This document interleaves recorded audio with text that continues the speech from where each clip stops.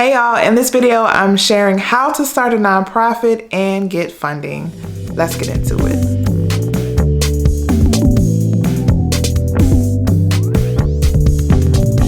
Hey, it's Tiffany with Boss on a Budget. If you don't know who I am, I help new and small nonprofits get up and running, and I also share information about how to raise money for your new organization. And so I wanted to do a topic on how to get money when you're new and when you're a small nonprofit.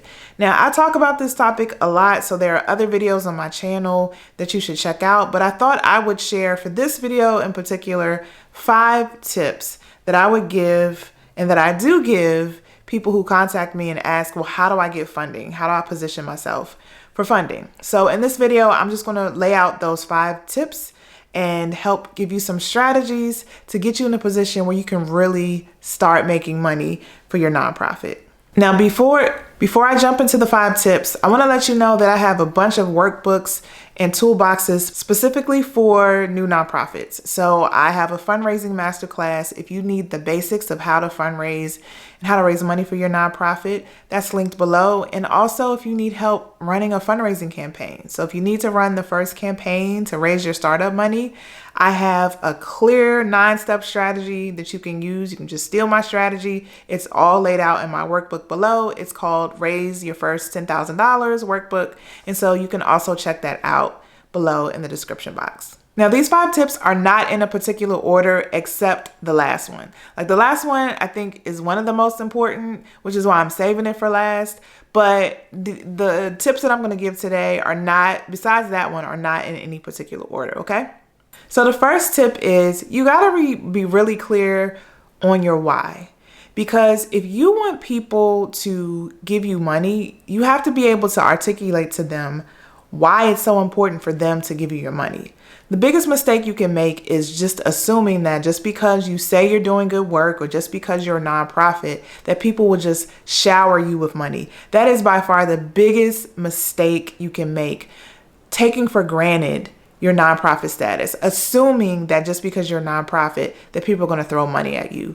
So when you're approaching people and you're asking for money, you got to have your stuff together. Like you have to be able to say why this is an important issue because you need people to pay attention to you. So when I say be clear about your why, I'm saying things like, who are you serving? What's the profile of the person that you're serving? What's the problem that they're struggling with? What is the key problem you're trying to address? And how are you addressing it, right? Like, how are you tackling it? And why is that the right solution? Why is that the answer to the problem? You're convincing people, you're almost like taking them through the journey of, okay, this is why it's a problem, and your money and your assistance is going to help solve it in this way. And we're doing it this way because it's going to create this impact or this outcome, right? And aren't you interested in this outcome? Wouldn't you love to see this outcome as well? So let's work together to get it done. But if you're not able to share it in that way, if you're not able to break down your why and really communicate to people why you need money, then it's going to be a little rough for you when it's time to start raising money and time to start going after grants. So one of the first things I would suggest is make sure you're clear on, basically, people say this is your story, or be clear on your why. Like people say, call this different things, but it's essentially, why do you exist and why should people give you money? The reason why this matters is because people are seeking out alignment. So people rarely, sometimes they do, but rarely do people just give money just because, or something they don't have some kind of attachment or connection to. And so people are looking for things or to support things that they care about. And if they can't figure out in what you're saying to them that it's something that they should care about, then they're not going to give. Okay. So that's the first tip. Like, make sure you're clear on your why. Make sure that you created your story. You thought it out. You've put together a clear message for people to understand why they need to give. The second one is make sure you have a budget. Okay. So, and even beyond just talking about a budget, it's just make sure you know what you need to spend and what you're spending it on. It's just that simple. And see, a lot of people overcomplicate the budgeting process because a lot of people are intimidated by it, or a lot of people assume it has to be some fancy Excel sheet or some fancy looking document. And it's best to just keep it simple, but be thorough. So ask yourself, what do we need to do this year? Like, in order to accomplish our goals, what do we need to do? And then ask yourself, how much will that cost? If we want to do it in this way or with this quality, how much will that cost? And so you ask yourself things like, okay, what kind of staffing or infrastructure would we need to make it happen this way, right?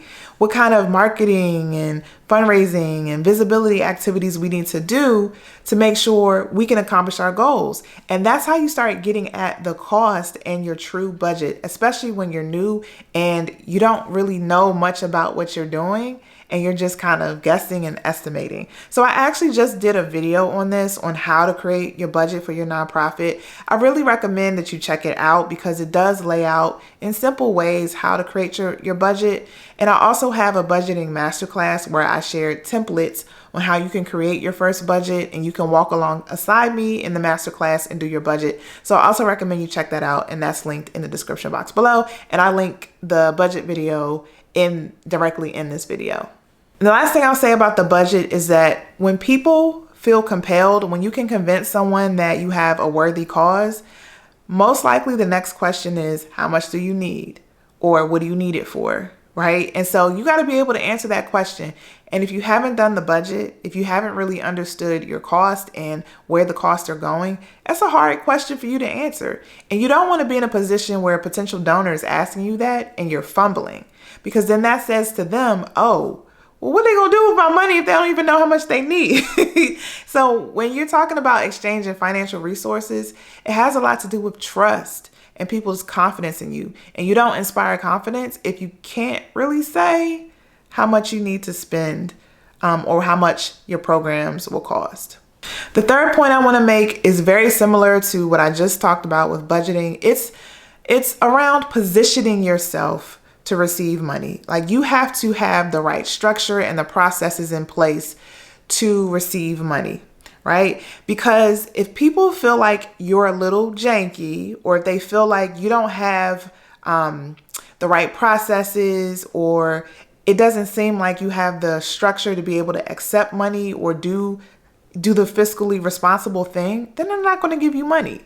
Giving money, again, is all about people's confidence in you. And if they don't have confidence in you, then it's less likely that they're going to work with you. So you need to do things like get your legal status in order. If you're going to be asking for money, make sure you have 501c3 status. Make sure you've incorporated your nonprofit. Make sure you've checked out charitable solicitation rules in your state. Check this video I'm linking above because I break down what that is in this video.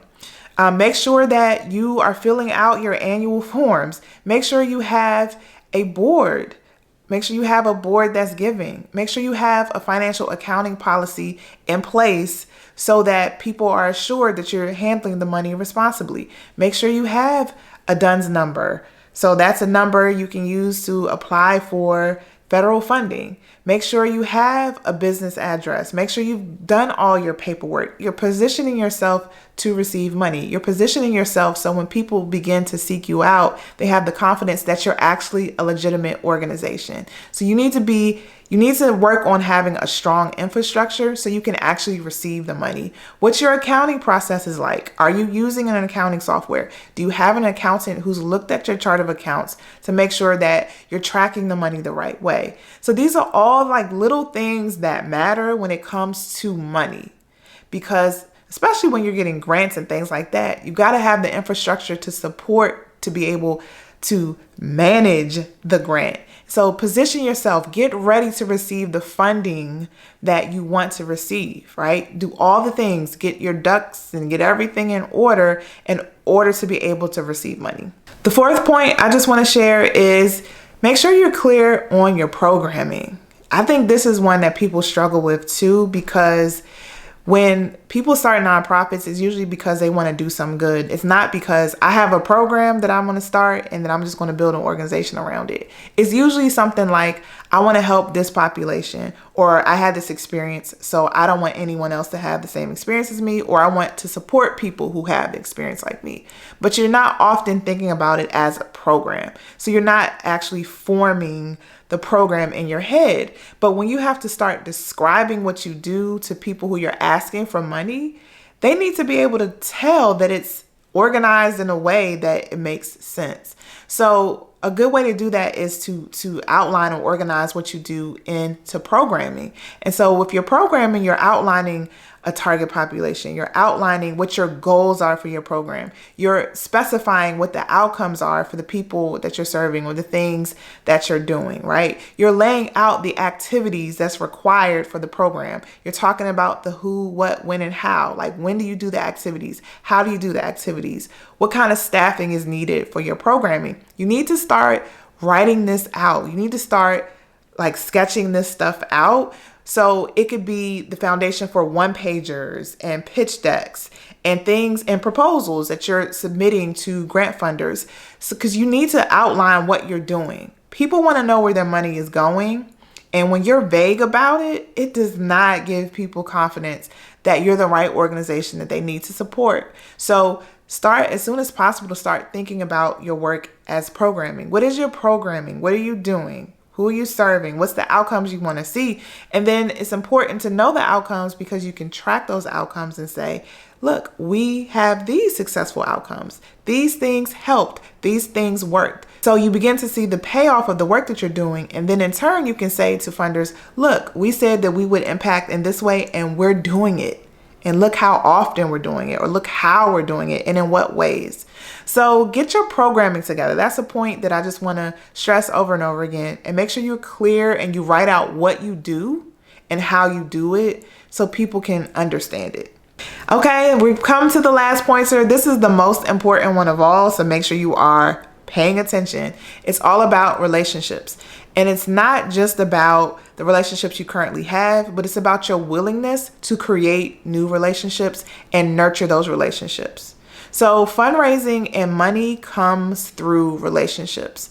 People get access to capital and they get access to funding because of connections they have and people who know them or people who know people they know. Right? And so it's your job to put yourself out there. Because a lot of people say to me, as if they're a new founder, I don't know anybody. You know, this is a small organization, haven't talked about it much. So how, that's unfair. Like I'm not well connected. Well, you can be. You can take the steps you need to take to be well connected. And that's another reason why you want to recruit a board who can also help you do that as well. So when we're talking about relationships, first take stock of all the associations you have. Who do you know in your personal life, in your social life, in your professional life? What groups or networks are you attached to? What clubs are you attached to? Who might be willing to support you because they care about your association or affiliation with them? And because of that affiliation, they're willing to support you. An easy one to figure out is your job. So if you work for a large corporation, they may support the work that you do for your nonprofit. They may do that by giving money. They may do that by supplying volunteers. They may support with in-kind donations by donating goods or services. So you got to tap into who you know and who you're connected to, and opportunities will come there. But then from there, you also need to make sure your board is doing the same thing. Like your board is tapping into their affiliations and their associations. But even taking a step further, think through who you want to be connected to in the community. Make new friends everywhere. Make sure you're reaching out to local corporations or local groups like your Chamber of Commerce, like your nonprofit association, other associations that may be affiliated with your industry. So maybe you're in the medical field and there are groups that talk about what's happening in the medical field. You can go network there and start talking about your organization, but also start making friends. So a friend is interested in what their friend is doing. So you're actually making those connections by learning about what they're doing, learning about what's happening in their world so you can share. And the more you get your name out there, the more you get comfortable with sharing about your nonprofit, the more opportunities will come. But this isn't something that you can be passive about. I'm not going to sugarcoat it at all. And I know a lot of people are introverts like me. I actually did a video on this, like how to start a nonprofit as an introvert. I'm linking it above, but that shouldn't stop you. Whatever modification you need to make in terms of your personality to be able to feel comfortable to meet people, you need to do that, right? It's just a must. It's something you can't get around. You got to get your name out there. You got to get your nonprofit's name out there. You got to be active about being visible. So I actually did a visibility masterclass where I gave a lot of concrete examples of how you can do this. And there are simple ways you can do this that don't always require a lot of money. So make sure you check out that visibility masterclass below, because it gives you tips for how to stay on people's mind. So the moral of the story is, for this point in particular, build and invest in relationships. And even after you meet people, check in with people, show genuine care, right? That's how connections are made. That's how funding is made. Stay relevant, stay visible. That's the biggest piece of advice I can give you as a new nonprofit, right? You may feel like I don't have a lot of connections and I don't know people, but you can and you will if you stick with it, all right? So I hope this information was helpful. If you need more help, make sure you visit me at www.bossonabudget.com. Otherwise, I'll see you in the next video.